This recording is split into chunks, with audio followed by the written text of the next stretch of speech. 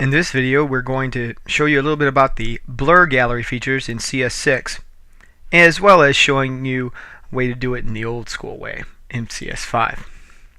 First thing we're going to do is we're going to bring up the folder for our blur gallery assets, and I'm going to start with the field blur image. And when we open it up in Photoshop, here's this picture of this old rusted truck, and it's not mine. I found it somewhere else. Anyway, the first thing you got to realize is that the new blur features in CS6 require you to work on its own layer, and that they are not capable of being smart filters. So what we want to do is duplicate our regular background layer so we have a copy, and we're going to rename this blur. Alright, so the first type of blur that we're going to play with is under the filter, blur, and it's called field blur. Now field blur brings up a new little window, and what this is called the blur gallery layout.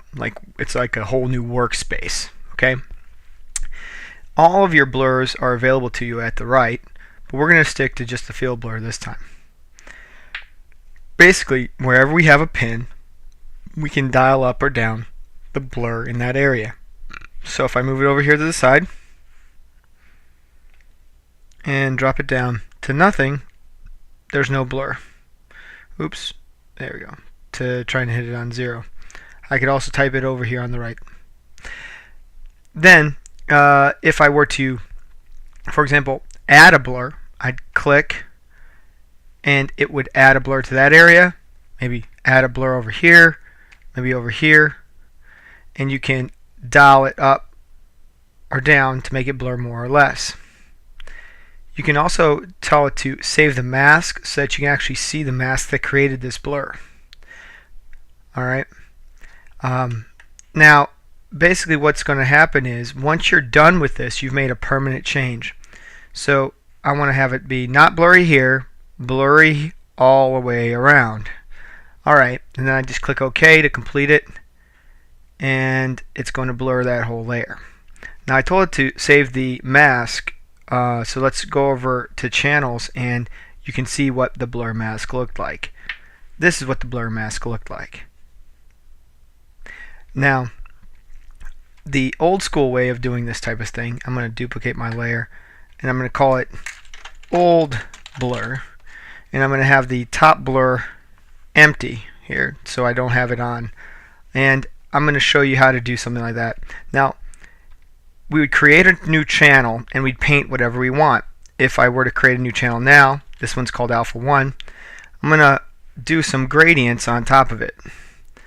Let's do a, well, let's see, we'll go the opposite, turn that on reverse. So I have a gradient here, and whatever I happen to do with my Alpha 1 layer here, I can paint some extra black in it, you know, whatever I want to do. I could do whatever, and basically the white is going to end up being blurrier and the black is going to be ending up normal.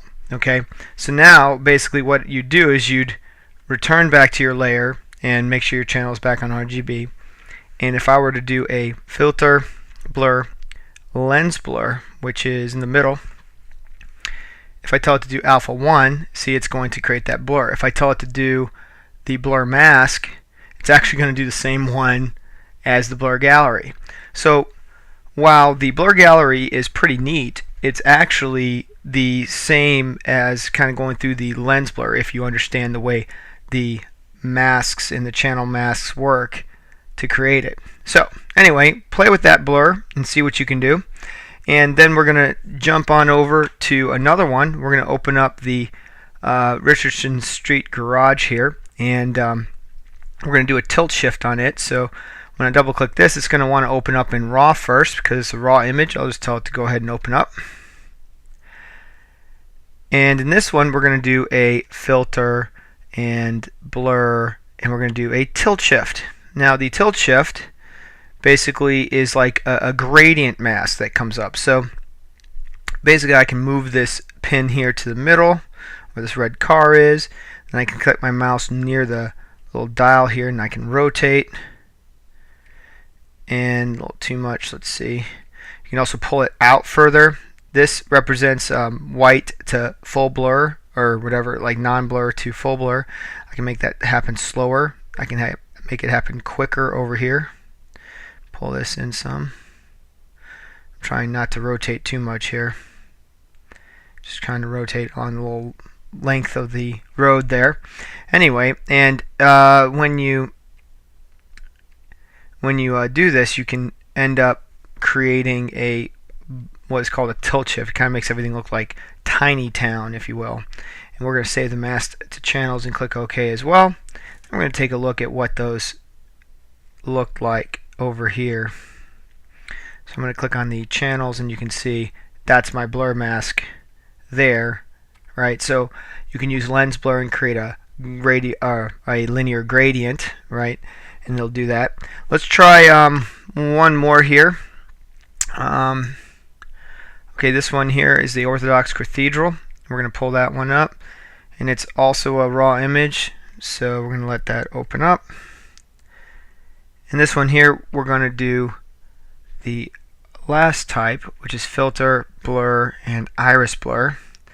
And what it is it's kind of doing it on the focus here, so it's kind of like a circle version of the blur. So you can see how you can take it in, make it more rectangular, widen it, take these out, make it focus in, and you see how you can blur, and then you see how you can make it really blur along a circular path or an elliptical path.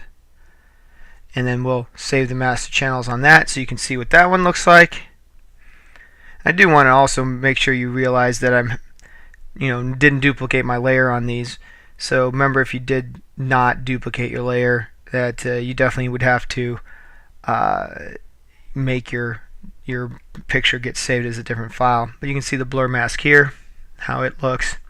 So basically, the neat thing about the blur gallery is basically it does a lens blur, and it creates that mask for you and then blurs your image in a lens blur. Pretty neat effect.